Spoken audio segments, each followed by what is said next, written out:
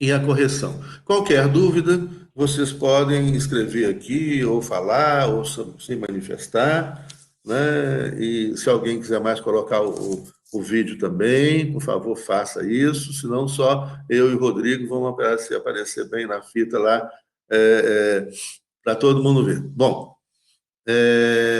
a questão 5 e só mais uma coisa. Nós vamos, semana que vem, iniciar então essa matéria nova, sistemas de governo, organização territorial, que já está disponível em vídeos e textos. Então, vocês já podem ir adiantando, tá? E a gente pode utilizar esses encontros nossos, que são também sempre, né, nos horários de aula, para tirar as dúvidas. Eu acho que é melhor assim. Mas, enfim, vou falar também aqui, né, e aprofundar o que está no vídeo e tirar as dúvidas de vocês. Vamos começar, então, a questão 5 da revisão. Quais os três problemas ocorreram no decorrer do século XIX que geraram concentração econômica com o aumento da desigualdade e, como consequência, as rebeliões sociais e políticas e o aumento da criminalidade? Bom, essa questão ela tem mais de um vídeo detalhado sobre isso.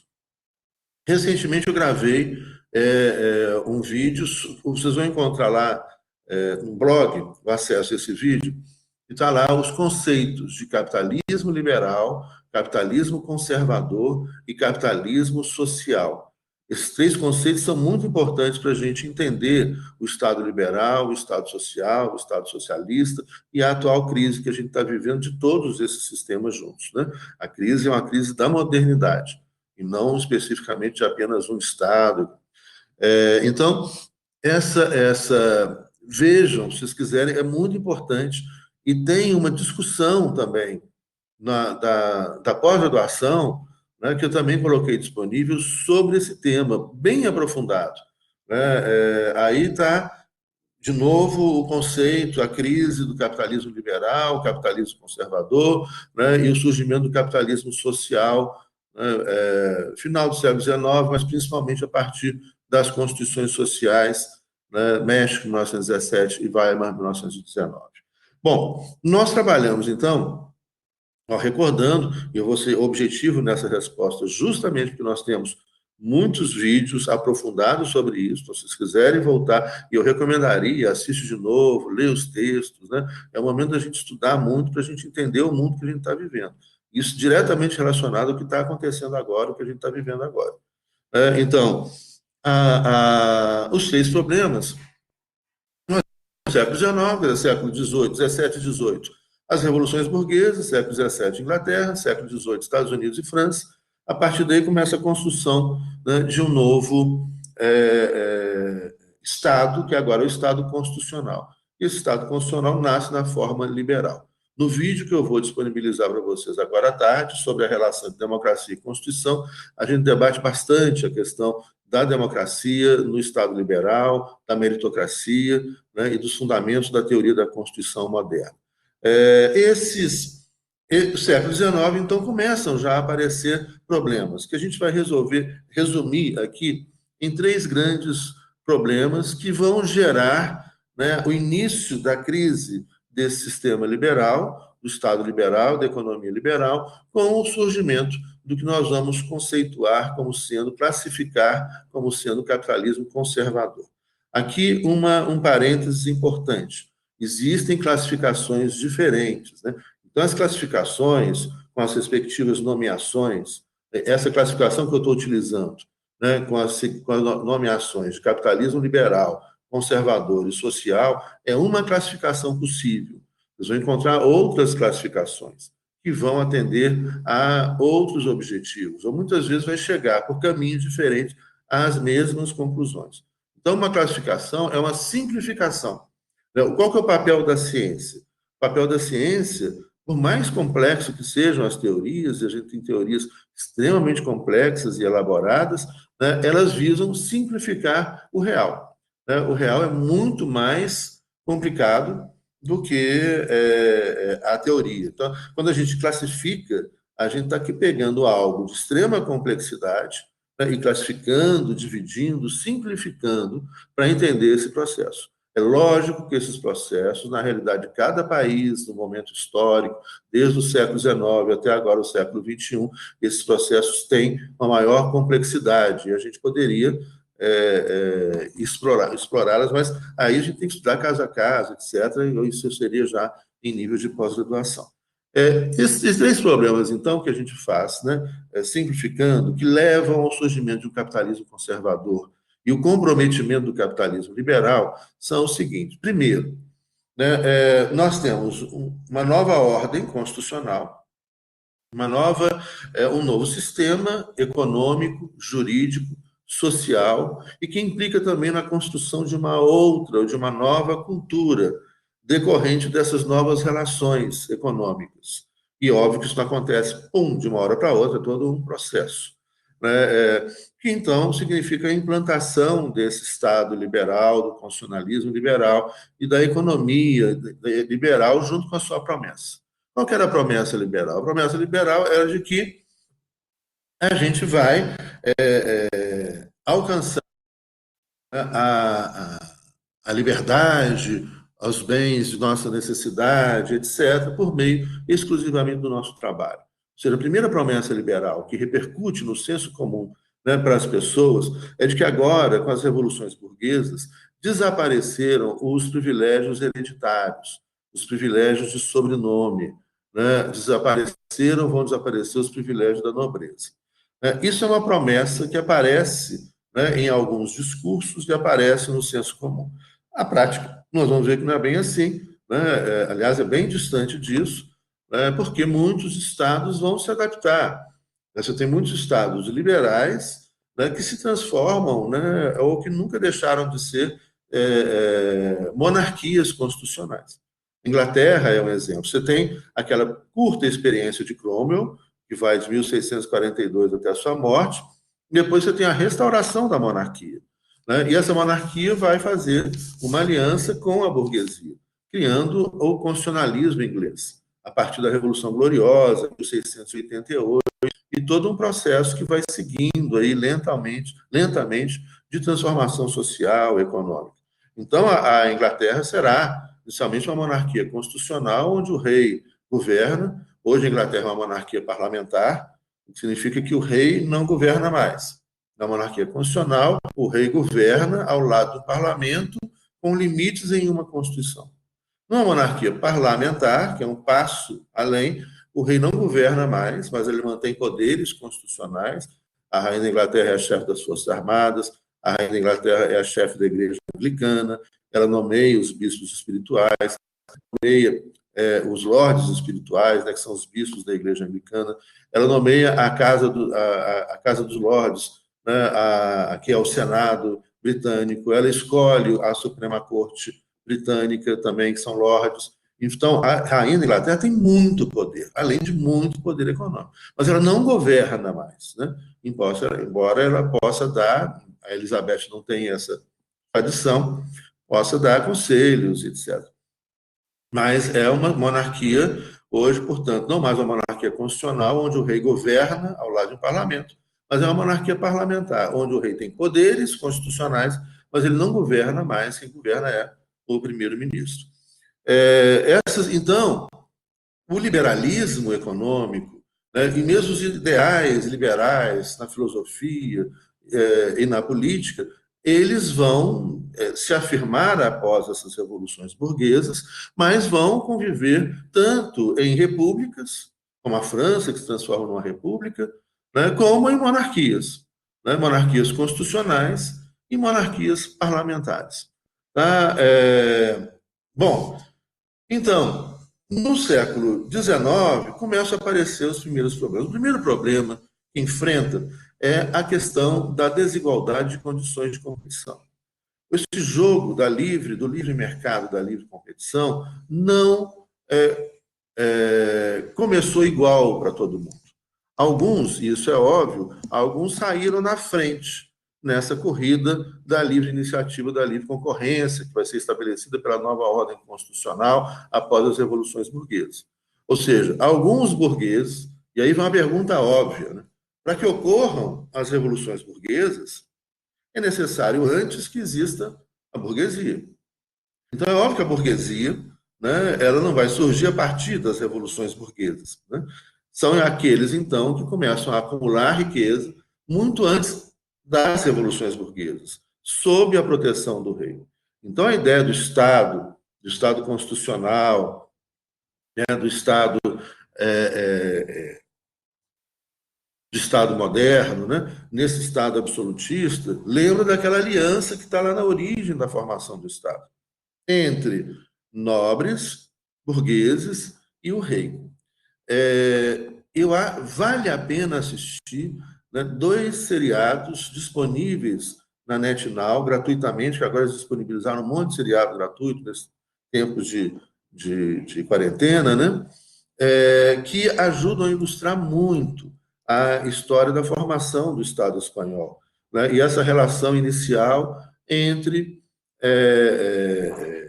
nobreza, burguesia, o clero, né, o rei e os servos, que vão se transformar em súditos no Estado absolutista.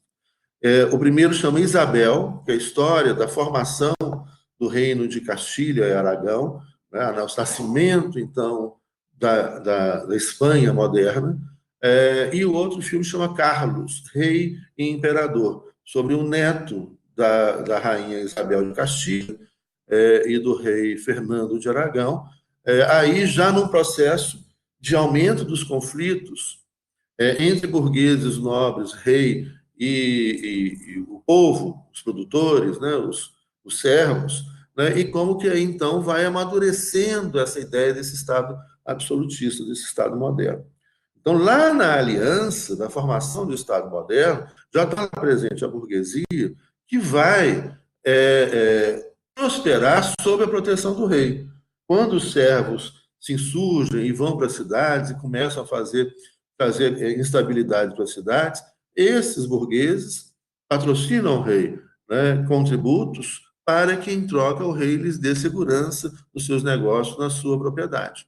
Né? Então, ele patrocina a formação do Estado moderno, que marca essa aliança entre rei, burguês e nobre, mantendo os servos produzindo, agora chamados de súditos. Né? Mais adiante serão os cidadãos no Estado constitucional, embora a cidadania não seja garantida para todos inicialmente. Né? Então, também é todo um processo do Estado constitucional liberal, né? Lembrando que o liberalismo não nasce democrático, onde inicialmente apenas homens brancos proprietários, especialmente os homens brancos proprietários e ricos, é que dispunham de direitos que podiam participar do processo político. Então, a partir do século XIX, século XX, né, com muita luta, é que outros grupos que foram deixados de fora começam a serem protegidos pela Constituição. As mulheres, os afrodescendentes, os indígenas, minorias étnicas as mais variadas, os pobres, né, em geral. Então, isso é um processo de 200 anos, né, até a gente chegar formalmente no momento onde a gente está formalmente falando. Seria, teoricamente, o de todas as pessoas, independentemente de origem social, política, econômica, étnica, né, pensamento religioso, filosófico, político, etc., independentemente de qualquer gênero, de qualquer diferença, devem ter direitos iguais perante a lei. A gente sabe que isso é uma conquista longa que vai continuar ainda no decorrer do século XXI e ainda não efetiva para muita gente, né, pelo mundo afora, né, inclusive no nosso país. Uma grande parte da população pobre, desrespeito aos direitos dos povos indígenas, o assassinato de jovens negros, né, a violência contra a mulher, enfim. Isso que é uma marca que vem nos acompanhando, né, no recorte que a gente faz na modernidade, né, é muito presente ainda entre nós. Bom, então, qual é o primeiro problema? O primeiro problema é que essa competição não começou igual. Esses burgueses, sob a proteção do rei lá atrás, vão acumular poder econômico. Né? E, a partir dessa acumulação do poder econômico, eles vão desejar e vão, então, conquistar também o poder político, a partir das revoluções burguesas. Então, você tem um grupinho lá que saiu à frente dessa competição. Né? Então, a maioria está começando a competir, né? Há um grupinho pequeno que está lá na frente. Ou seja, o jogo começou desigual. né, por claras motivações políticas. O segundo problema, né, vai ser que esse jogo começou desigual, mas, entretanto, né, os liberais vão falar, olha, mas a questão é de que o liberalismo é fundado no risco, né? E o risco, então, é igual para todo mundo. E aqueles que saem à frente na competição, né, podem, se não trabalharem direito, cair lá para trás, e aqueles que estão lá atrás, trabalharem, se esforçarem, etc., podem ir lá para frente. Né? Então, o risco é um elemento fundamental nesse jogo liberal que poderia, então, democratizar esse jogo econômico, fazendo com que aqueles que saíram à frente, né, se não trabalharem direito, possam cair, né, e os que saíram atrás, se trabalharem, se esforçarem, forem criativos, etc., possam chegar lá na frente. Isso nós vamos chamar, então, de uma mobilidade socioeconômica que ocorre muito forte nos Estados Unidos no século XIX. Né? Mas isso vai caindo no decorrer do século XX até quase, né, ser eliminada no início do século XXI com a reascensão conservadora. Então, o segundo problema, qual vai ser? É que esse risco começará a ser eliminado. Aquelas pessoas que estão vencendo a competição começarão a criar mecanismos de proteção do seu espaço no mercado. Isso vocês vão estudar, né, mais detidamente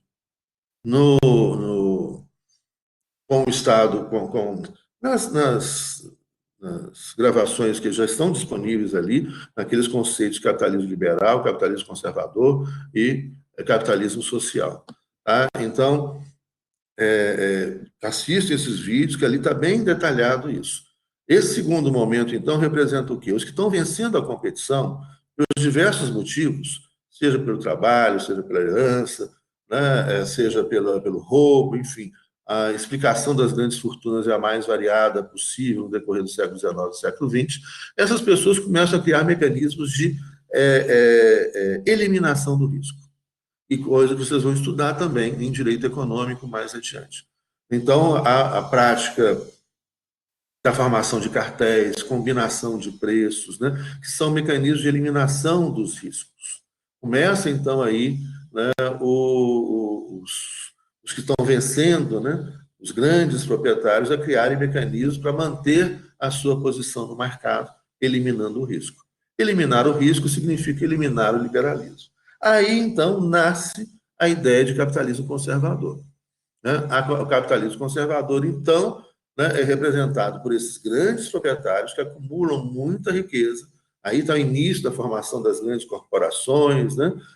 Esses caras começam a ter grande riqueza e começam, então, a criar mecanismos econômicos, né, que se refletem em políticas econômicas privadas para evitar a competição, para eliminar novos competidores, para garantir, né, o seu espaço no mercado, ou seja, para conservar o seu espaço no mercado. Daí a expressão capitalismo conservador. Beleza? Tem uma pergunta aqui no Estado liberal. Na teoria, os direitos individuais eram universais ou também eram expressamente só para alguns, iguais os direitos políticos? Não, era só para alguns. A questão central, né, que se coloca aí, ou mesmo quando você fala em direitos universais, né, direitos humanos universais, a questão central, a gente teve até um debate riquíssimo, interessantíssimo outro dia, na FAGE, da Faculdade Jesuíta, né, sobre os tempos sombrios que a gente vive e sobre o novo humanismo, né, presente, né, belíssimas teorias e reflexões, que vão mostrar que em toda a modernidade, que em toda a construção do direito moderno, né, só alguns são considerados humanos. Então, você começa lá no início, né, da própria formação do Estado moderno, quem são os humanos? Né? A gente já debateu isso quando a gente trabalhou aquele conceito de nós versus eles. Né? Nós, os humanos, homens brancos, eles, os outros que não têm essa mesma condição de humanidade. E quem são as mulheres, que vão ser deixadas de lado, né? Os afrodescendentes, os asiáticos, os muçulmanos, enfim, os judeus. Em cada momento da história, você tem um grupo que é excluído dessa humanidade. Então, quando você fala em direito universal, isso é um discurso. Mas universal como? Quem integra essa universalidade? Há direitos humanos universais. Quem são os humanos? Durante uma boa parte do tempo, os humanos são apenas os homens brancos, né? Então, esse conceito de humano, né, de portador, vamos lembrar que na base da construção da filosofia que sustenta a, a modernidade, né, que seria o fundador da filosofia moderna para alguns, né, tá lá Descartes. E Descartes, ele defende, a ideia dele é de que defende corpos sem alma, ou seja, os corpos, os nossos corpos, ou os corpos, para ele, eram os corpos dos homens brancos só, mulheres, os outros não brancos não tinham alma, não. Descartes já fala, olha, você tem corpos com alma. Quem são os corpos com alma? Os corpos do europeu, que são os corpos com razão, os corpos racionais. Ele defendia, inclusive, que a alma estava na glândula pineal, né? E que quando o corpo morresse, a alma permanecia. E essa alma estava separada do corpo, o que trazia sérios problemas filosóficos para ele demonstrar como é que a alma, né, e o corpo se relacionam, como é que os sentidos do corpo se relacionam com a razão, né, com a alma, e faz com que a gente crie toda uma filosofia que separe a razão da alma, né, e que a gente crie, inclusive dentro de nós mesmos, né, um senhor de escravos, né, que haja uma escravização do nosso corpo pela nossa razão. Né? Então, isso que está fora, né, ou seja, corpos que podem ser escravizados, que são esses corpos não humanos, que são corpos sem razão, são corpos sem alma. Não tem problema que eles morram. Né? E você tem alguns filósofos que, a partir de Descartes, mesmo até antes, né, Descartes não inventou isso do nada também, né, defenderam isso.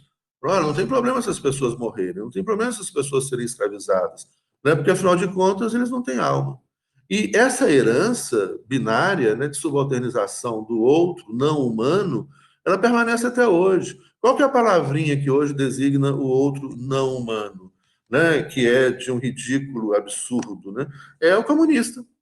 Quem é o comunista? O comunista é o comunista. Todo mundo é comunista, até o Dória virou comunista, né, para essas pessoas.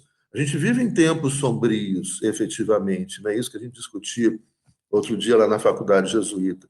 Lembrando Santo Agostinho, né? O que é o mal, né? A gente precisa lembrar, né? Santo Agostinho, o mal é a ausência. O mal é a ausência, é a nulidade, é o vazio. O mal é a ausência da bondade, né? O mal é a ausência do conhecimento, né? O mal é a ausência da empatia, do respeito, da bondade, né? O mal é a ausência do cuidado, né? O mal é essa nulidade absoluta, é a ausência de inteligência. Isso é o mal. Né? E o mal está solto no nosso país. Né? Está aí, né? Mandando e desmandando. Essa ausência. Né? Sim, privação de conhecimento, privação de liberdade, privação da bondade, né? Essa ausência, essa, essa omissão, né? Essa nulidade. Né? Infelizmente, esse mal está muito visível, né? Entre nós aí. E toma conta de muitas pessoas que não são más, mas que são pegas pela fragilidade que elas têm diante do mal. Né? Fragilidade é essa conhecida pela ausência, né? Essa fragilidade é essa gerada pela ausência, né? Muitas vezes de inteligência, de bondade, de conhecimento, etc. etc. Bom, mas então, terminando aí a sua pergunta, né? Você pode ter um discurso de direitos universais, mas efetivamente os direitos, né, não são universais. E mais, né, você pode ter um discurso de direitos humanos, né, mas a gente tem que sempre perguntar quem é o humano, né? Quem é considerado humano? Quem é humano hoje? Para muita gente, né, os comunistas não são humanos, embora todo mundo virou comunista, né? Até o Dória, né, virou comunista. Bom, voltando então, o segundo problema, portanto, foi o surgimento desse capital conservador, do capitalismo conservador. Quem são? São as grandes empresas que agora criam mecanismos de conservação do seu espaço no mercado. E começam, então, a matar o liberalismo. Por quê? Porque vai matando o risco, né? Vai matando, então, a oportunidade da livre iniciativa, da livre concorrência. Os novos concorrentes vão ser eliminados com práticas de conservação, né, o dumping, formação de cartéis, né, práticas econômicas as mais variadas que vão ser desenvolvidas a partir do século XIX, e o século XX até hoje, que vão fazendo essa mega concentração de riqueza. Hoje, e aí trazendo essa discussão para os tempos atuais, de coronavírus, crise ambiental gravíssima, crise econômica gravíssima, de fim do sistema mundo moderno, o que vai, reparem só, para onde que vai o dinheiro público. O dinheiro dos estados nacionais, dos bancos centrais, trilhões de dólares nos Estados Unidos, bilhões de dólares no Brasil e em outros lugares do mundo, vão principalmente para os banqueiros e grandes empresas. De novo, não vai para auxiliar a pessoa que está passando fome, não. Vai pouco para esses. A maior parte dos recursos vão para as grandes empresas. O que vai significar, então, que no final dessa pandemia, as microempresas tendem a desaparecer, já estão todas em crise, muitas já estão fechando, outras vão fechar, e quem recebe o auxílio é o capital conservador, porque são eles que mandam, eles que têm o poder econômico, eles que elegem os governos. Então, você tem todo um discurso, mais uma vez, aprender a separar o discurso, a mentira, o discurso estratégico, um discurso liberal, vamos proteger quem produz, etc. Mas, na prática, é só olhar e prestar atenção, e a gente vai ver que não é isso que está acontecendo. Não é isso que acontece. Não é isso que acontecerá. O dinheiro está indo todo, aqui no Brasil, nos Estados Unidos, e pelo mundo afora, mas há tratamentos diferenciados pelo mundo afora, mas claramente aqui no Brasil, nos Estados Unidos, para as grandes empresas e para os banqueiros, enquanto os pequenos vão fechando. Então, uma coisa é o discurso, e mais, qual é o sentido das palavras presente nesses discursos e presente nessas nomeações, direitos humanos,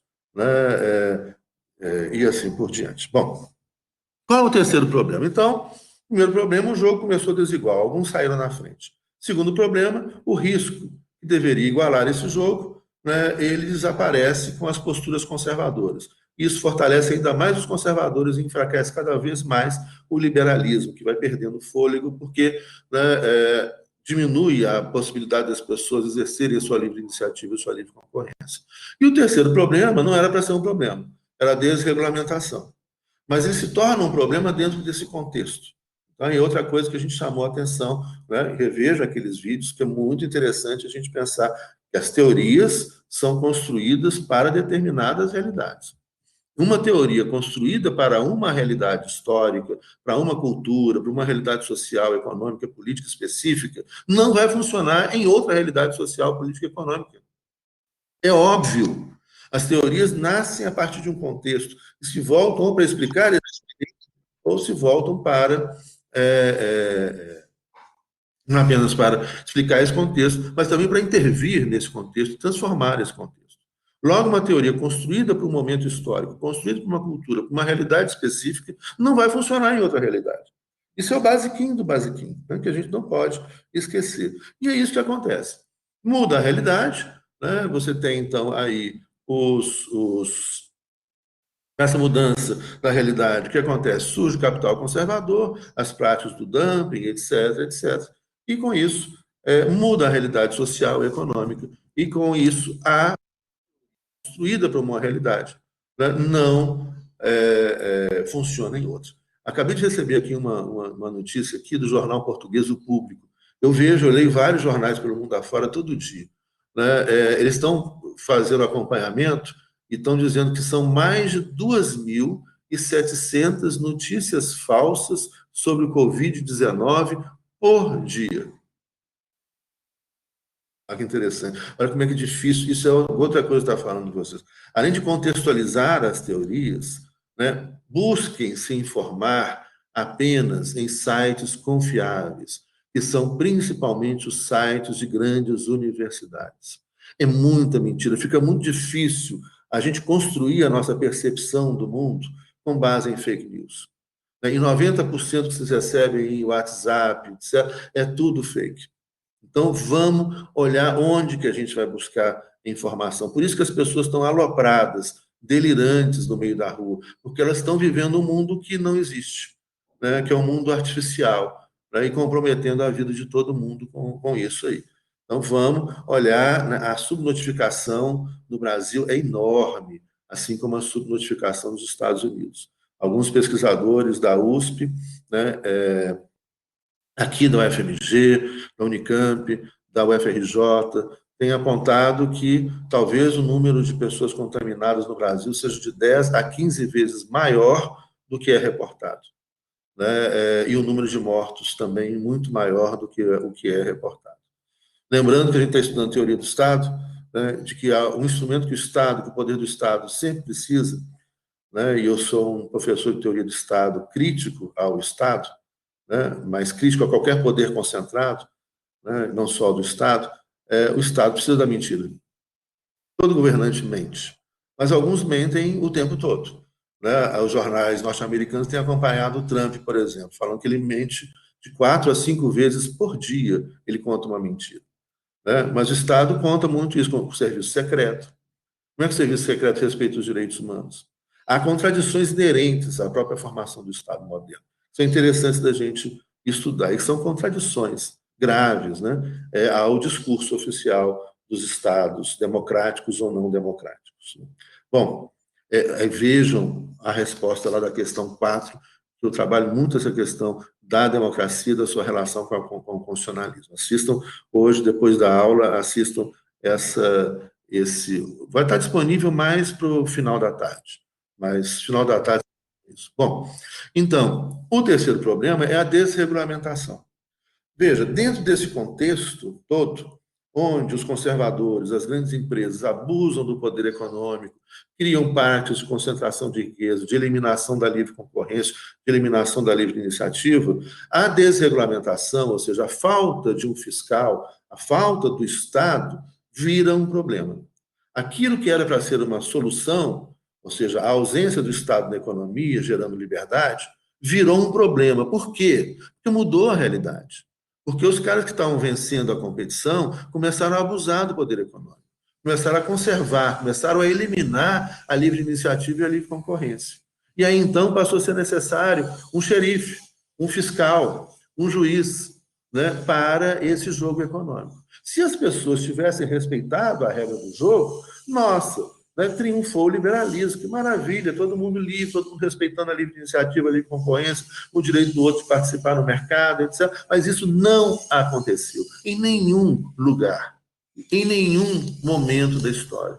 Por quê? Porque nós, seres humanos, somos complicados. As teorias, como eu disse, são mais simples do que nós. Nós somos, e aí vem outros elementos que a estrutura dessas sociedades competitivas, individualistas, geram, né? Geram, por exemplo, o egoísmo, né? Que nasce da competição, o individualismo, né? E esse egoísmo, a ganância. E aí, então, né, há um projeto liberal, que era um projeto que exigia pessoas responsáveis, que respeitassem os outros, que não abusassem do poder econômico, que respeitassem a liberdade do outro, ele fracassa justamente porque esse mesmo projeto liberal, essa mesma sociedade liberal, produziu seres humanos, pessoas individualistas, egoístas, gananciosas, desonestas, que vão minar o jogo. E aí, então, é necessário um juiz. E aí que o Estado é chamado para ser juiz. Então, o terceiro problema, qual é o terceiro problema? É que as pessoas, né, abusam do seu poder, desrespeitam, né, o outro, né, porque não há uma regulamentação, porque não há um direito, não há uma norma jurídica. Né? Veja bem, se a gente imaginar, e aí vamos pensar isso aqui, no século XIX são várias as teorias políticas, econômicas, e elas, em geral, são belíssimas, tanto a esquerda como a direita. Elas todas visam uma sociedade com oportunidade, com liberdade. Comunistas e liberais desejaram liberdade. O que era a pretensão comunista também? É de criar. O que é o comunismo? A pessoa fala, o Dória é comunista, todo mundo é comunista. Todo mundo fala isso sem ter a menor noção do que é, sem nunca ter lido nada. Né? E aí é o que eu falei na primeira aula. Para falar sobre alguma coisa, lê antes. Se não leu, não fala. Né? O comunismo é uma sociedade sem Estado. Logo, não há Estado comunista. Não tem como. A China não é um Estado comunista. A China é um Estado governado pelo Partido Comunista. A China nunca foi comunista, não é comunista. E dificilmente será. País daquele tamanho, um Estado daquele tamanho. Né? Cuba não é comunista. Cuba é um Estado governado pelo Partido Comunista. O que é o comunismo? O comunismo é uma sociedade sem Estado, sem poder, sem hierarquia, sem patrão e empregado, sem direito, sem governo. Né? É uma sociedade de pessoas absolutamente livres e éticas, onde o direito, a responsabilidade está dentro das pessoas. Então, a sociedade comunista é uma sociedade sem Estado, sem poder, sem patrão, sem hierarquia, de pessoas absolutamente livres que vivem de forma horizontal, cada um trabalhando segundo a sua própria consciência e responsabilidade. Isso é o comunismo. Agora, os socialistas e os partidos comunistas começaram a pensar, isso vem do século XIX, um monte de fórmulas para como se chegar ao comunismo. Ou seja, os anarquistas que defendem uma sociedade anárquica, eles defendem o quê? Não, o comunismo não admite o capitalismo, porque o capitalismo é baseado na hierarquização, onde você tem proprietários dos meios de produção e trabalhadores. Os trabalhadores recebem um salário e o proprietário tem um lucro sobre o salário dos trabalhadores. Então, uma sociedade comunista é uma sociedade sem nenhum tipo de poder vertical, né? Seja o poder do Estado, seja o poder do capital, seja o poder das grandes empresas. Não é uma sociedade comunista, nem uma sociedade horizontal, igual uma sociedade anárquica. Só que os anarquistas achavam que a gente tem que acabar com o poder imediatamente. Né? Não dá para ter poder. Onde tem poder, onde tem verticalidade, né? Aparece corrupção, aparece violência. Então, a gente tem que acabar com o poder do Estado imediatamente, acabar com o poder do capital imediatamente. Isso são os anarquistas de esquerda, que são comunitaristas. Os anarquistas de direita, muito fortes nos Estados Unidos, eles também são contra o Estado, né? Fora Estado de jeito nenhum, e também são contra o grande capital. Mas eles são a favor da propriedade privada e são a favor da propriedade privada e tendem, então, a um individualismo exacerbado. Então, você tem, Iago já responde aí. Então, você tem uma... eu vou lendo as perguntas aqui, desconcentrei. Então, você tem um anarquismo de esquerda, que é comunitarista, não há Estado, não há capital, né? Todo mundo é livre, todo mundo reparte igualmente o fruto do seu trabalho, né? Todo mundo é ético, é uma sociedade ética. Então, o direito está dentro do coração das pessoas, dentro da cabeça das pessoas, o respeito ao outro. Os comunistas se diferem dos anarquistas por quê? Porque eles achavam que para poder construir esse ser humano ético, você tinha que passar antes por um Estado forte. E aí é uma contradição. Aí é que a gente vai falar, então por que a China é governada pelo Partido Comunista e tem um Estado tão forte quanto aquele? Né? Essa era a ideia, então, desses partidos comunistas falar, olha, primeiro você tem que educar as pessoas, né, dentro de uma nova ética, para que as pessoas aprendam a respeitar o outro. E quando as pessoas estiverem prontas, você acaba com o Estado, com o poder, com o exército, com a polícia, com a hierarquia, e você tem uma sociedade de pessoas absolutamente livres. Isso é uma contradição prática, é um problema sério. Por quê? Você fortalece o Estado demais para depois acabar com o Estado. Só que quando você fortalece o Estado demais, você coloca pessoas dentro da estrutura desse poder do Estado que se habituam com o poder e não querem largar o poder do Estado. Então, a fase de acabar com o Estado nunca chega. Tá? Então, aí você tem, então, partidos socialistas, partidos comunistas, que têm projetos diferenciados para construir uma sociedade livre. Os liberais achavam que a sociedade livre ia ser construída com o capital livre, né? Onde, então, cada um vai empreender. Mas aí começou a acontecer os problemas também. Todos tiveram problemas, todos falharam. Isso é que é fundamental a gente entender. As intenções do início eram as melhores do mundo, exceto dos nazistas e fascistas. Fascista e nazista é o mal. Né? Isso não se conversa com o fascista, com o nazista. Ele só quer violência. O nazismo é o fim da razão.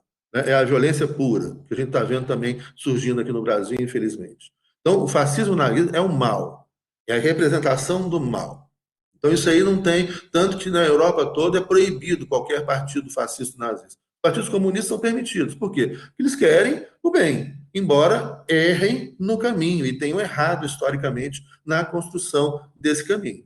Já o fascismo, o nazismo, não. Ele é violento, ele quer o extermínio, ele é racista, ele é machista, ele é homofóbico, né? Ele é o mal, é a própria expressão do mal. por isso esses partidos são proibidos, né, no mundo inteiro. E por isso não dá para conversar com fascista e com nazista.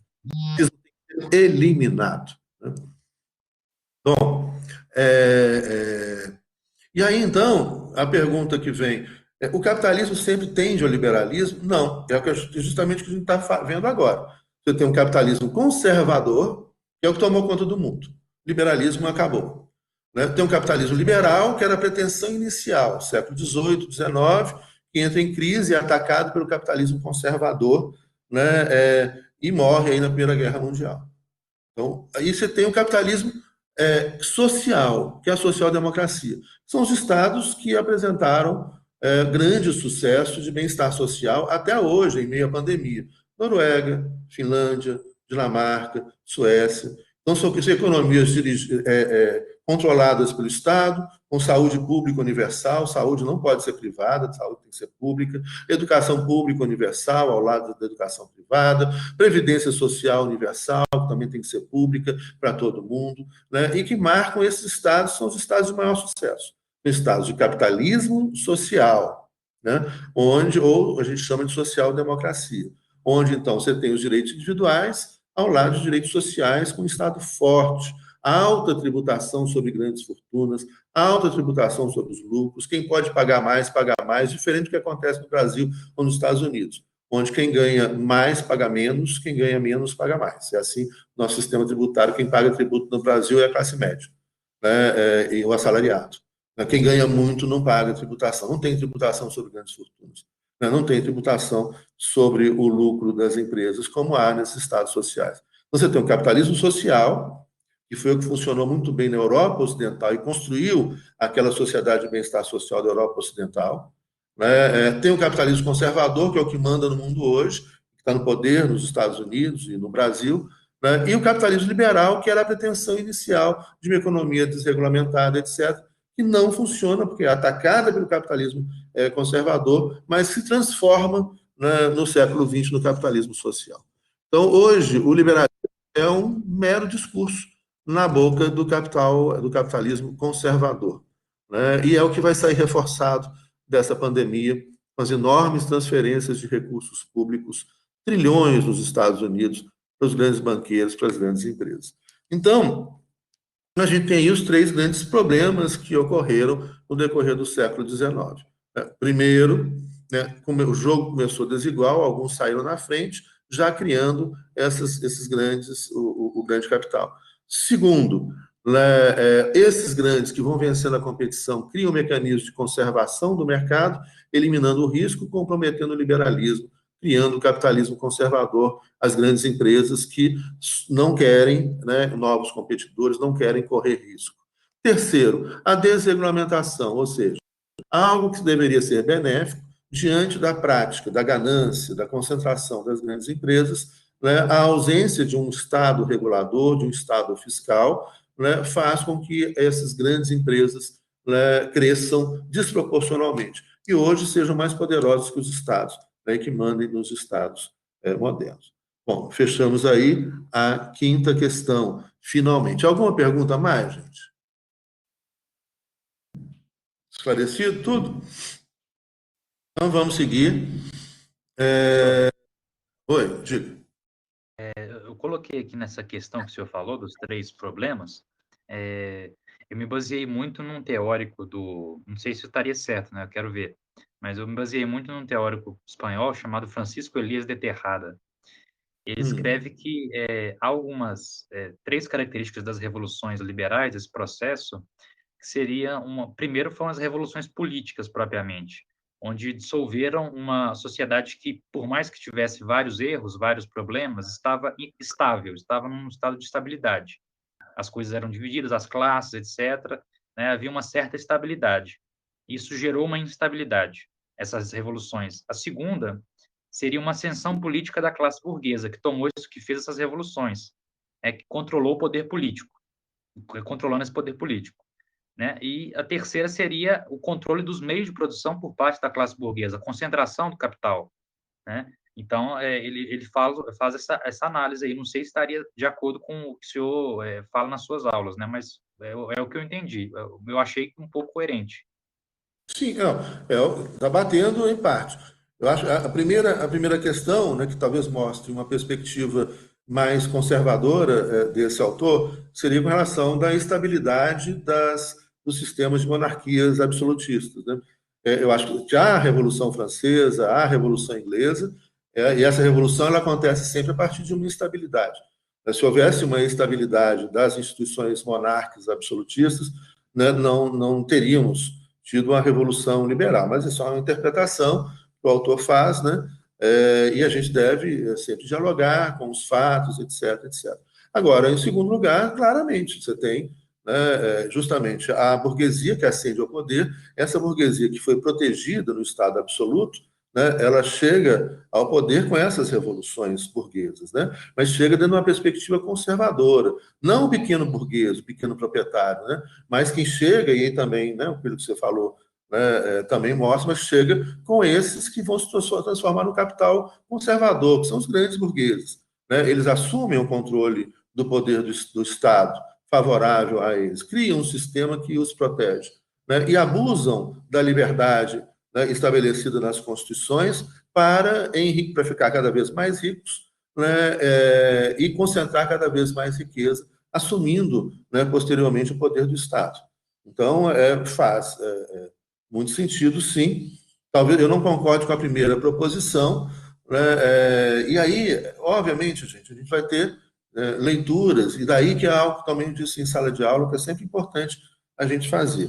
Né? Antes de ler qualquer teoria, qualquer autor, né, é importante saber quem que é o autor e a partir de qual perspectiva que ele está enxergando. Por quê? Porque nós temos, e isso é bom, isso não é ruim, né? Nós, seres humanos, nós, teóricos, estudiosos, etc., nós não somos pessoas neutras. Aquela pretensão de Descartes, né, de ter uma razão separada, né, do corpo, de ter uma razão que doma o corpo, ou que ignora o corpo, os desejos, os sonhos, os sentimentos, etc., isso é impossível ao ser humano. Né? E isso é mais do que sabido, né, hoje em dia. Então, nós somos, sim, né, nós não somos neutros nunca. Né? E nós somos parciais, sim. Né? A gente tem que tomar partido daquilo que a gente acredita enquanto valor. Os valores são importantes. E, portanto, as pessoas que estão em situações diferentes têm valores diferentes.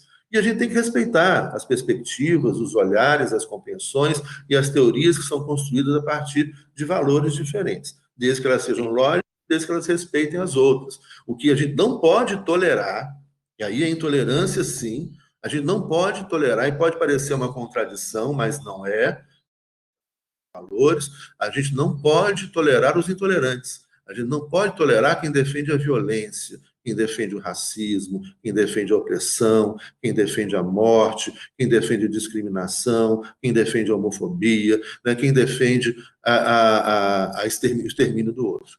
Então, o fascismo, o nazismo é intolerável. Esses não têm direito à liberdade de expressão, porque o falar deles já é uma ofensa à liberdade das pessoas.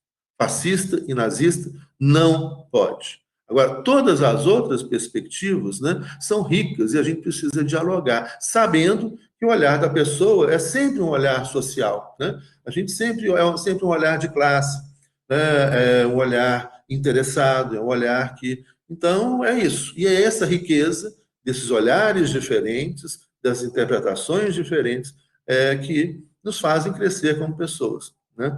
Ninguém é Só dono para de toda. complementar, Então, oi, eu acho que é isso, então. Diga. não, ele diz exatamente, eu friso essa parte, que ele diz que ele reconhece os erros que existiam nas sociedades do antigo regime. Ele não, quando ele falou que era uma sociedade estável, ele disse que tinha uma certa estabilidade política, mas não que tivesse uma perfeição nesse sentido. Ele também faz críticas à sociedade do antigo regime, porque há nela, por exemplo, a escravidão, há nela, por exemplo, uma certa concentração de poder político na mão da nobreza, né? Então, as reformas borbônicas, né? Há erros também como a solução da Companhia de Jesus, que eu entendo que foi um grande erro, porque ela contribuiu muito ao ponto de vista intelectual. E, sobretudo, você tem autores aí, como o senhor citou, desde o início da modernidade, como, por exemplo, o bispo Bartolomé de las Casas, que defendeu no início da exploração da América os direitos dos índios face à exploração feita pelos espanhóis. também temos aqui no Brasil o grande orador sacro, o padre Antônio Vieira, que defendeu também, foi contra a escravidão, né? Então, acho que são coisas aí que ele é contra a modernidade nesse sentido, mas ele também tem críticas, né, a esse sistema, né? Ele não é a favor do antigo regime em si, ele tem críticas a ele. Excelente, Rodrigo. Obrigado pela contribuição. Vamos, então, seguir aqui para a questão seguinte, né, que é qual a resposta do Estado liberal às rebeliões políticas e ao aumento da criminalidade?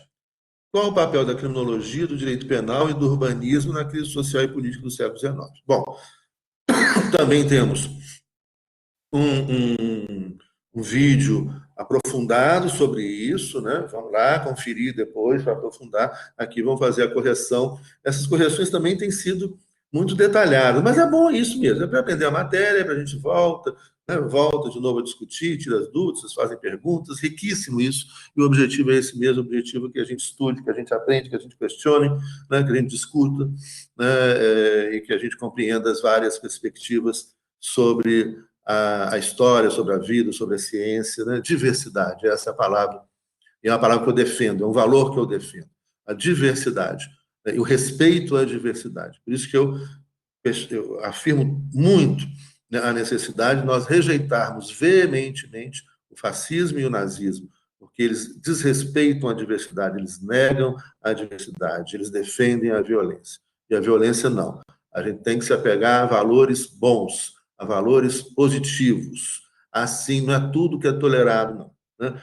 Então, a violência, ela é intolerável, né? O racismo, etc. Bom, isso posto, essa questão, o Estado, como é que o Estado liberal responde aos problemas? Bom, esse processo de concentração econômica, que a gente acabou de comentar, né, com o capital conservador cada vez acumulando mais riqueza, mais dinheiro, eliminando a livre iniciativa, se faz, então, com que aumente a desigualdade social em níveis absurdos. Um Estado omisso, o Estado liberal, ele é abstencionista, né? Logo, não há no Estado liberal direitos sociais, direitos trabalhistas, direitos previdenciários, né? O Estado não se preocupa com o bem-estar social. O Estado não se preocupa com o bem-estar da sociedade. A função do Estado liberal qual é? Manutenção da ordem pública, com poder de polícia, garantir a propriedade privada dos produtores, né, dos homens brancos, que exercem sua liberdade de iniciativa, né, garantir, então, dos contratos, da propriedade privada, dessas pessoas, e garantir a soberania externa. É só isso que o Estado liberal faz. Exército, Forças Armadas, para a soberania, e polícia, né, para a ordem pública interna e proteção da propriedade desses homens livres e proprietários, né? Bom, logo, quando começam a aparecer os problemas, aumenta a desigualdade, aumenta a criminalidade, aumentam as rebeliões. Nós vamos aqui usar uma classificação que ajuda a gente a entender esse século XIX e o atual também. Com a desigualdade, desemprego, a fome, a miséria, né, aumenta a criminalidade, é óbvio, né? Isso vai ser o responsável pela esmagadora maioria da criminalidade existente hoje no Brasil e nos Estados Unidos. É a desigualdade. Veja bem, não é a pobreza. As pesquisas mostram aqui nos Estados Unidos que entre a população mais rica, o percentual de pessoas que cometem crimes é maior do que na população mais pobre. Só que o tipo de crime é diferente. Entre a população rica, o crime é uma sonegação fiscal, que gera, por exemplo, desvio de recursos para não ter recurso para a segurança, para a saúde, para a educação, né? É corrupção ativa, é corrupção passiva, para beneficiar determinados interesses privados, de empresários, etc., né? Então, o percentual de pessoas na classe alta, o percentual de pessoas que cometem crimes é maior do que na classe baixa de poder aquisitivo. Só que e esses crimes são diferentes. Furtos, né, latrocínios, e principalmente aí pequenos furtos, etc., depende de país para país, né? Você imaginar que no Brasil só 5% da população carcerária, né, que está presa hoje, dos mais nossos cerca de 800 mil presos, só 5% cometeram crimes contra a vida, né?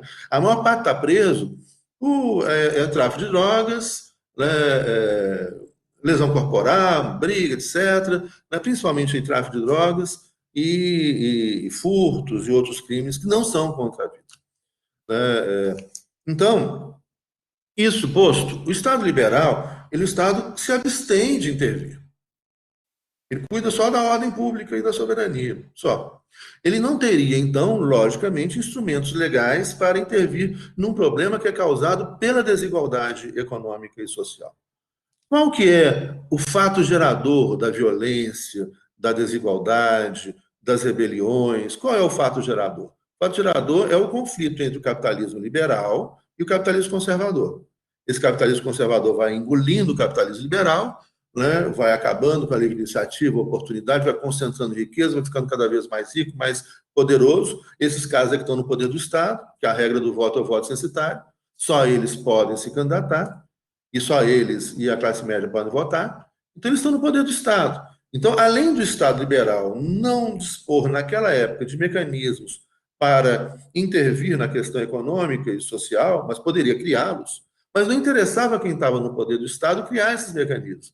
E quem estava no poder do Estado são justamente as pessoas, né, eleitas, financiadas, ou o próprio capital conservador. Então, veja bem, não há interesse para o Estado resolver o problema, porque para as pessoas que estão no poder do Estado, isso não é um problema. Elas estão enriquecendo com isso, elas estão cada vez mais ricas com isso. Né? Então, isso não é um problema para elas. Né? É a solução. Logo, o que elas vão fazer? Elas não vão reformular o Estado liberal, não vão intervir na questão que gera a desigualdade, a violência, as rebeliões, que é a desigualdade, o desemprego, a miséria, né? Não vão intervir nisso, porque eles estão ganhando. Né? E aí é que a gente volta com relação aos teóricos. Gente. Quando a gente vai usar um teórico, a gente tem que ver, olha, esse teórico ele está em qual lugar? Ele é um teórico que está no lugar do quê? Dos que estão no poder? Dos conservadores? Ele vai ver o mundo de um lugar. Ele está no lugar dos que estão desempregados? Ele vai ver o mundo de outro lugar. Ele está no lugar da classe média? Ele está no lugar... De acordo com o lugar que ele vê o mundo, ele constrói uma teoria que vai preservar interesses que são os interesses dele. Interesses da classe dele. Interesses das pessoas que estão em volta dele. Então, uma teoria que atende a esse grupo aqui, de cima, não atende ao grupo de baixo, ao contrário, prejudica. Uma teoria do grupo de baixo não atende ao grupo de cima, ao contrário, prejudica o grupo de cima e favorece o grupo de baixo. Uma teoria do grupo do meio e assim por diante. As teorias representam interesses, as pessoas não são neutras, os teóricos não são neutros. E as teorias, a primeira coisa que a gente tem que ver quem foi o cara que construiu a teoria. Né? Ele está defendendo qual interesse. Essa teoria vai trazer problema para mim ou não? Né? E daí que a gente faz uma brincadeira, que é uma brincadeira séria, e falar, olha, não tem como um trabalhador defender a reforma da Previdência. Né? Ele está bastante equivocado, ele está vendo o mundo do que não é o mundo do lugar dele. Para ele vai faltar a Previdência. Um trabalhador que defende a reforma trabalhista, ele está acabando com os direitos dele. Ele está vendo um mundo que está no lugar errado, ele está no lugar errado. Né? Agora, a gente pode construir um mundo que atenda a todo mundo, eu acredito nisso. Né? Muita gente não acredita. Eu acredito que é possível construir um mundo onde todo mundo possa ser feliz, onde todo mundo possa comer, morar, estudar, ter saúde, etc. Então, onde a gente acaba com esses lugares diferentes, onde o interesse de um, a satisfação de um, significa prejuízo para o outro. Né? E vice-versa, mas onde todo mundo possa, né, ser feliz. Então, esse é um elemento fundamental para a gente pensar nessas teorias. Então, os caras que estão no poder, não interessa resolver o problema. Como é que eles vão resolver esse problema? Para resolver o problema, você teria que mudar o sistema socioeconômico, mudar o sistema jurídico. Não interessa para eles resolver. Então, eles vão controlar o problema. Eles vão responder o problema gerado, né, por essa desigualdade, etc. Então, aqui na questão 6, né, as rebeliões, e você tem dois tipos de rebeliões, as rebeliões difusas, que é a criminalidade, uma pessoa, né, irritada, cansada, estourada, explodiu, está passando fome, etc., vai partir, né, para o latrocínio, para crimes horrorosos, etc., que é essa rebelião difusa, gerada pela desigualdade, e a rebelião política, direcionada, que são os movimentos sociais, os movimentos trabalhadores, os movimentos sindicais, né, que vão, portanto, buscar, né? Eu leio aqui embaixo, eu desconcentro. Eu vou ler só quando eu vou terminando o raciocínio, para depois responder a perguntas de vocês, senão eu perco o fio da meada. Então, essas rebeliões que são rebeliões políticas, que visam mudar o sistema político. Elas são diferentes. Uma coisa é a luta política, né, a diversidade política, né, e a luta dos sindicatos, e outra coisa é a criminalidade, é o crime comum. Né? A questão é que no século XIX, os sindicatos, a luta social, ela vai ser também criminalizada. Por quê? Porque elas são insurreições contra quem está no poder, que é o capital conservador. E até hoje você tem a criminalização de movimentos sociais, de lutas sociais, que são lutas por direitos, por dignidade, por moradia. Né? A luta por moradia é criminalizada. Né? A polícia desce o cacete contra quem está lutando pela terra, o MST, quem está lutando por moradia, quem está lutando por direitos. Né? Isso é que muda o mundo. As pessoas que lutam por direitos. E não os criminosos comuns. A polícia tem que cuidar dos criminosos comuns.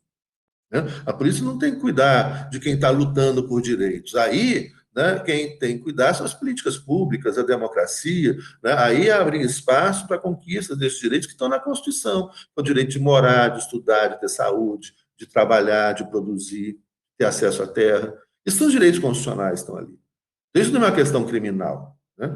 Isso é uma questão de luta política necessária, fundamental para mudar o mundo. Outra coisa é o crime comum. Né? Então, só que no século XIX, os caras estão no poder, que são os conservadores, vão criminalizar todo mundo igual. E aí taca a violência, taca a polícia, taca o exército para reprimir as pessoas que se rebelam e que gera isso uma instabilidade incrível e, obviamente, não vai resolver o problema. É claro que não vai resolver o problema. E para resolver o problema da desigualdade, da miséria, etc., eu tenho que mudar o sistema econômico e social. Só que os que estão no poder não desejam mudar o sistema econômico e social porque eles estão ganhando com isso. Logo, então, o que resta para eles? Responder com violência, com os instrumentos do Estado, né, criminalizando pessoas que estão simplesmente lutando, simplesmente e de forma importante, né, lutando por seus direitos, por dignidade, para comer, para morar, para ter saúde, para ter educação, para ter o básico, que deveria ser assegurado para todo mundo. Né? E aí, então, a segunda parte da questão, né, qual o papel da criminologia, do direito penal e do urbanismo na crise social e política do século XIX? Ou seja, esses instrumentos, então, passam a ser utilizados pelo poder para punir as pessoas, para desviar a atenção, né, no lugar de solucionar o problema. Então, você, por exemplo, vai ter uma criminologia no século XIX que individualiza o crime. Tem muita gente que ainda pensa assim. Né? Hoje você tem uma criminologia riquíssima, recomendo aqui, parênteses, tomem nota. Leitura de um autor francês sensacional que chama Loïc Vacan. Vou escrever o nome dele aqui para vocês. Não é Loac, é Loïc, porque tem trema no I, fecha o som. Loïc Vacan. Loïc Vacan é um criminalista, tem na internet o livro dele, gratuito para vocês baixarem em PDF, em português. Sensacional, leitura fácil, né? O Loïc Vacan é o de baixo aqui. Noam Chomsky é aquele norte-americano linguista, vale a pena também ler e conhecer. O Loïc Vacan, ele tem um livro que chama As Duas Faces do Gueto. As Duas Faces do Gueto. Vocês encontram em PDF. E tudo que vocês encontrarem em PDF na internet, pode ler, que o cara é muito bom. Tem um outro livro dele também em PDF, gente, agora não vou lembrar o nome, mas põe no Google o nome dele, tranquilo. Achou fácil os livros para baixar e leiam, né? Quem gosta aí, quem vai querer fazer direito penal, processo penal, né, tem que ler esse cara, ele é craque, Loïc Vacan. E que ele vai falar, então, justamente isso, da criminalização dos pobres, da criminalização dos movimentos sociais, né? Que isso não vai ser solução para nada. Ao contrário, aumenta a violência. Só que quem está no poder, lá no século XIX, não quer resolver esse problema. Por quê? Porque eles estão ganhando. Isso para eles não é um problema. É um problema para as outras pessoas, para todos os outros, mas não para quem está no poder. Então, eles vão tentar resolver um problema que é socioeconômico, vão tentar resolver com polícia. E aí a maldade, você fala, não vai resolver isso com polícia. Você só vai agravando o problema, só vai agravando a violência. Então, você cria uma criminologia lá no século XIX, né, para justificar isso. Essa criminologia acrítica lá do século XIX, que não é a criminologia do Vacan e de outros autores importantíssimos da criminologia crítica pelo mundo afora, né? Essa criminologia acrítica, ela simplesmente falava o quê? As pessoas, é isso aí, Rodrigo, né? Loïc As pessoas, elas são criminosas porque elas escolheram ser criminosas. Olha que loucura, né? Olha, depois de Freud, da psicanálise, de Lacan, da psicologia, não dá para você falar uma bobagem dessa. O pior é que ainda tem muita gente que fala. Ah, o sujeito escolheu ser criminoso, ele podia escolher entre o bem e o mal e escolheu o mal. Não é assim, né? Só que no século XIX, isso vai ser posto como uma verdade. Você vive numa sociedade liberal, livre, você é livre para escolher o bem e o mal, você escolheu o mal. Então, para você, né, toma o direito penal e toma o presídio. Século XIX é um momento de expansão, então, do encarceramento, o encarceramento em massa, que volta com o neoliberalismo a partir de 1980, o encarceramento em massa. Neoliberalismo, lembrando que o neoliberalismo é a expressão do poder ultraconservador, o neoliberalismo não é liberal. Né? Então, isso também está lá. Mindhunter, sim. Né? Essa série, eu não vi ainda não, mas eu vi o trailer, parece ser muito interessante. Que tem um olhar psicológico, né? O porquê do criminoso, etc. Vou assistir, sim. Né? E que tem isso. Agora, uma coisa muito interessante, olha só, com relação ao Mindhunter e a questão da psicologia também. Você pode ter, presta atenção nisso, vocês estão assistindo essa série, né? Nos Estados Unidos, por exemplo, eu fiz uma pesquisa sobre isso há algum tempo, para ver a questão daqueles crimes que são muito comuns do sujeito que chega em sala de aula, eu tenho até medo de falar isso, mas aqui no Brasil a gente não tem isso, né? Ainda bem, né? E não teremos, não. Mas nos Estados Unidos é muito comum, entre jovens escolares, né? No que seria no ensino fundamental e no ensino médio deles lá, né? Entra um cara armado e começa a atirar em todo mundo. E isso não é. Eu comecei a pesquisar isso e se descobre que não é na proporção que a gente tem notícias. A gente vê, vem uma vez por ano, né? 2 vezes por ano, às vezes a gente vê 3 por ano, e fala: por que esse menino fez isso? Por que esse jovem fez isso? Chegou e atirou nos colegas. Né? Então você tem aí toda uma lógica das ciências psi, né, e da psicanálise que eu estudei. Eu fiz o curso teórico da psicanálise, eu não sou psicanalista, não. Eu não fiz a clínica, não fiz essa parte fundamental para ser psicanalista. Mas eu estudei muito da teoria, né? Li muito Freud, Lacan, né, e fiz a parte teórica do curso. Né? E a psicanálise ela é vista e principalmente lida de uma forma muito individualista, com que também eu não concordo. Né? Freud traz um material riquíssimo, né? Mal-estar na civilização, né? Para a gente analisar a ideia do grande outro em Lacan, enfim, que dá para a gente trabalhar o papel da sociedade, né? O papel da cultura, o mal-estar na civilização, o mal-estar na cultura de Freud, que traz esse debate fundamental para a gente pensar a cultura, né? Também. Então, não só o indivíduo, pensar o indivíduo inserido em uma civilização, inserido em uma cultura, inserido em uma sociedade, inserido em uma lógica. Então, o que faz esse indivíduo, né, se comportar ou agir de determinada maneira são diversos fatores que não só são a história de vida pessoal, que é muito importante e que a psicologia nos Estados Unidos chama muita atenção para isso. Então, não é o que o sujeito escolheu ser bom ou ser mal. Isso é uma bobagem. Mas são vários fatores da vida, né, dele que levam a esse tipo de reação e de ação. Né? E aí, a abordagem norte-americana é muito nesse sentido. E a abordagem psicanalítica também. Mas sem esquecer que, na abordagem psicanalítica, né, com Freud, né, e Lacan, nesses conceitos que eles trazem, né, é importante o papel da sociedade também. E aí eu descobri que nesses crimes, por exemplo, de o menino na escola, etc., isso acontece nos Estados Unidos desde o século XVIII. Desde o século XVIII. Só que antes era com faca, matava menos gente. Né? No século XIX, você começa com a arma de repetição, aí começa a matar mais gente. E no século XX, as armas vão ficando mais sofisticadas e vai matando cada vez mais gente. Mas o fato é que no final do século XVIII, desde a independência dos Estados Unidos, que os Estados Unidos vivem com isso, passando por todo o século XIX, passando por todo o século XX e no século XXI, eu tinha os números, mas agora eu não tenho de cabeça aqui, eu corro o risco de falar os números errados, depois eu posso conferir e passar o material para vocês. né? Mas o número de gente morta é muita gente.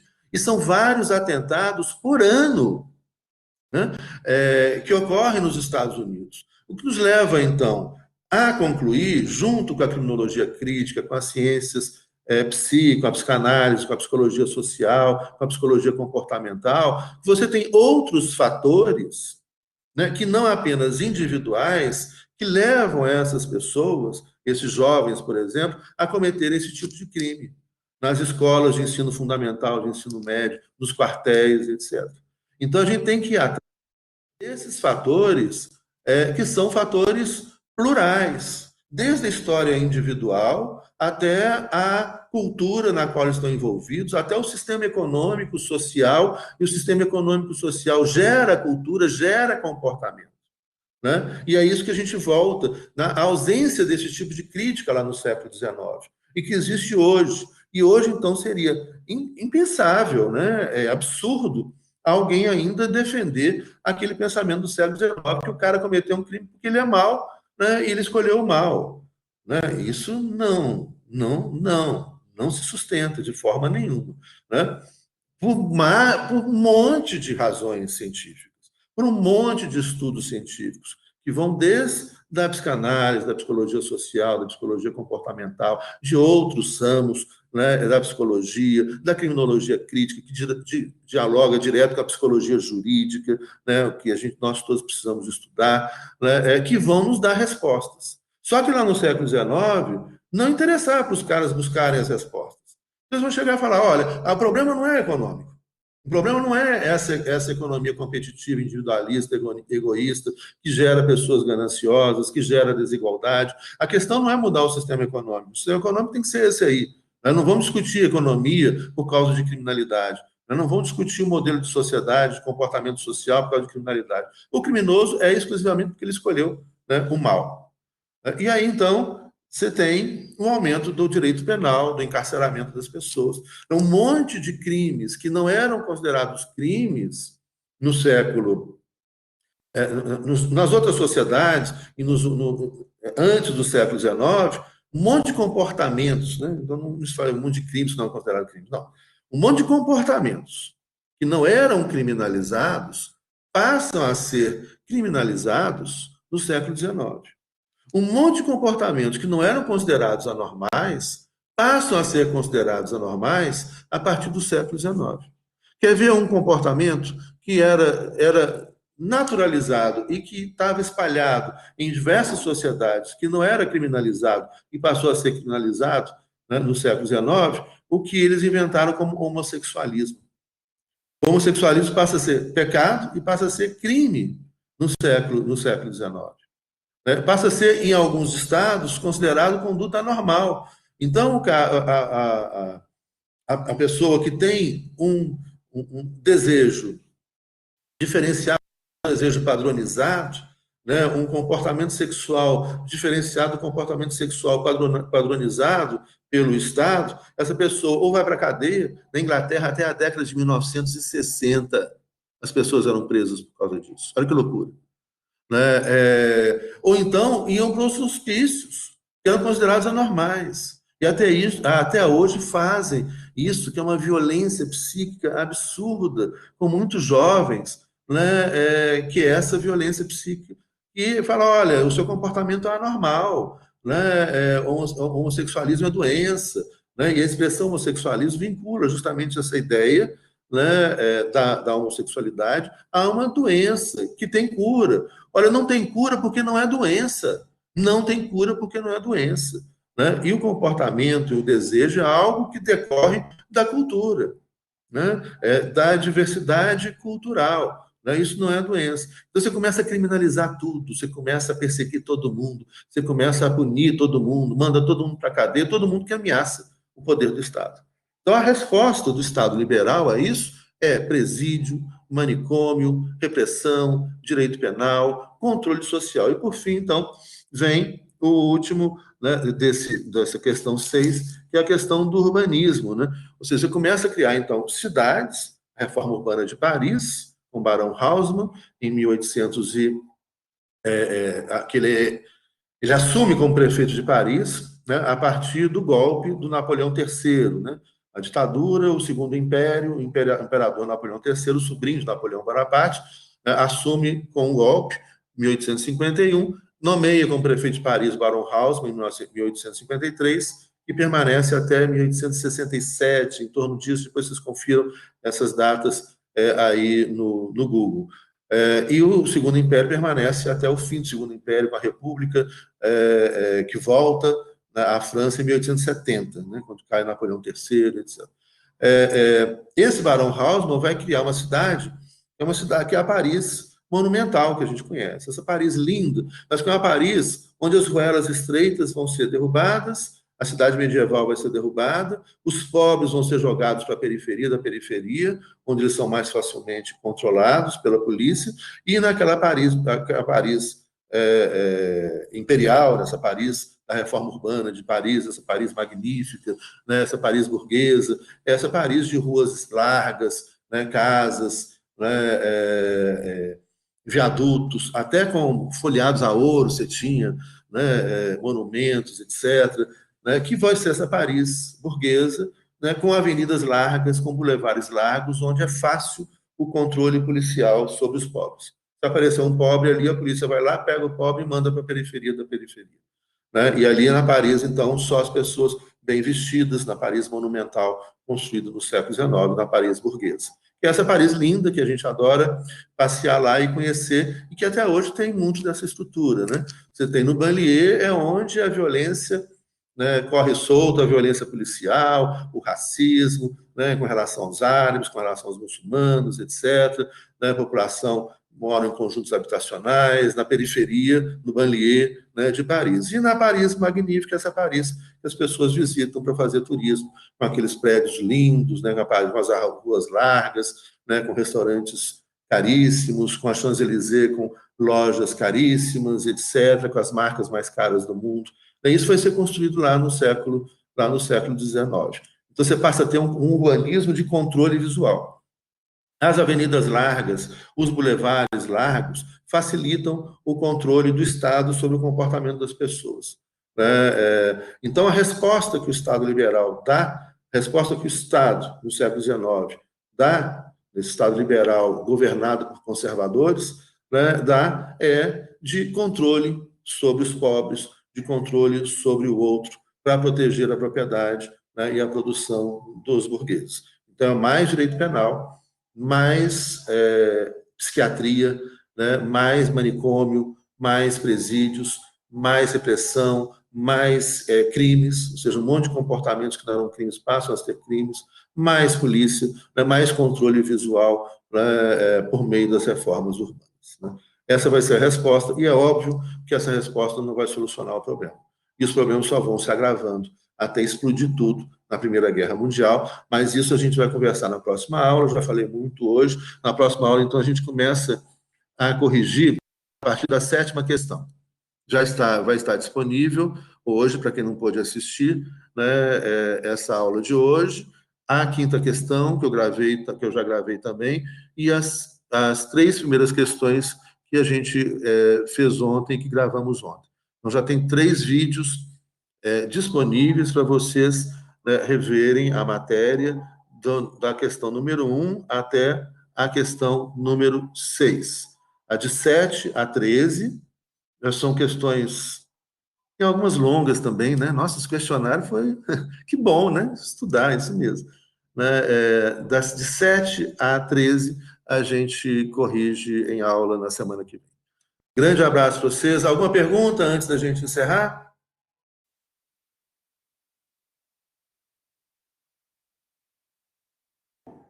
Vou assistir, então, a série, sim, tá? E a gente comenta, né? Estão falando que é muito boa, legal demais. Eu já tinha visto a propaganda e tinha me chamado a atenção. Eu vou assistir. É porque, na hora das séries, eu estou preferindo assistir umas coisas assim mais light, né? Porque a gente fica lendo jornal o dia inteiro, lendo texto técnico, aí é umas coisas sem compromisso, mas eu vou assistir, sim.